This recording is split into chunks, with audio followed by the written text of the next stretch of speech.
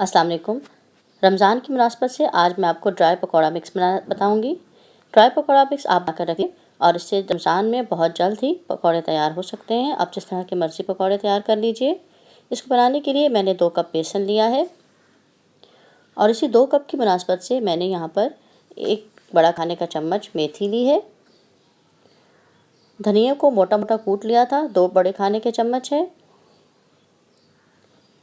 और कुटी लाल मिर्च है 1.5 खाने का चम्मच। ज़ीरा 1 बड़ा खाने का चम्मच।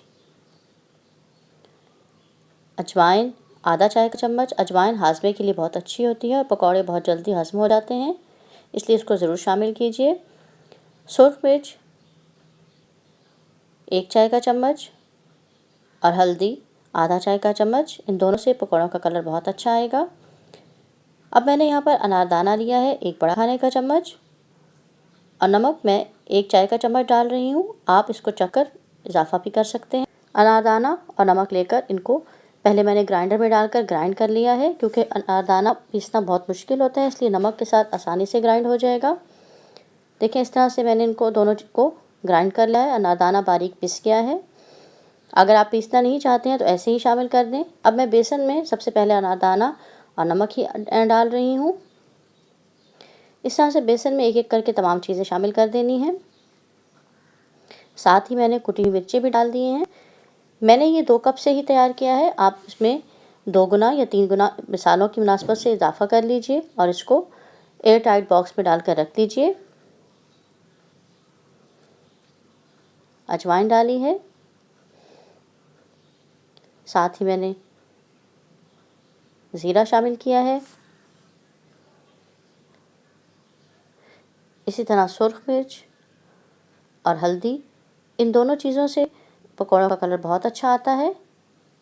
साथ ही मैंने मेथी को क्रश करके डाल दिया है। धनिया को मैंने घर में ही मोटा सा कूट लिया था, बहुत बारीक पाउडर नहीं करना है। कुटा हुआ धनिया डालना है इसमें। अब इन तमाम चीज़ों को मिक्स कर दूंगी। आप इसको बनाकर रख लीजिए और रमज़ान में अक्सर अफ्तारी में बहुत कम टाइम रहता है, तो पकौड़े बनाने को दिल चाहता है, फ़ौरन ही पकौड़े इससे तैयार हो जाते हैं। इसी रेसिपी से मैं आपको रमज़ान में आलू के पकौड़े, मुख्तलिफ और सब्जियों के पकौड़े और इसके साथ मिक्स पकौड़े भी बनाना बताऊंगी। इसको मैं भी डालकर इस तरह से एयर टाइट में रख देती हूँ। आप भी इसको बहुत आसानी से बनाकर रख लीजिए ताकि हमारे बहुत काम आ सके ये रमज़ान में। इस तरह से एयर टाइट में डालकर इसको रख दीजिए। फ्रिज में रखने की ज़रूरत नहीं है। इस रेसिपी को ज़रूर ट्राई कीजिए और ये भी बताइए कि आपको रमज़ान में और कौन सी रेसिपीज़ चाहिए। इंशाल्लाह मैं ज़रूर आपके लिए बनाऊंगी। जाते हुए चैनल को सब्सक्राइब कर दीजिए, वीडियो को लाइक और शेयर कीजिए। अल्लाह हाफ़िज़।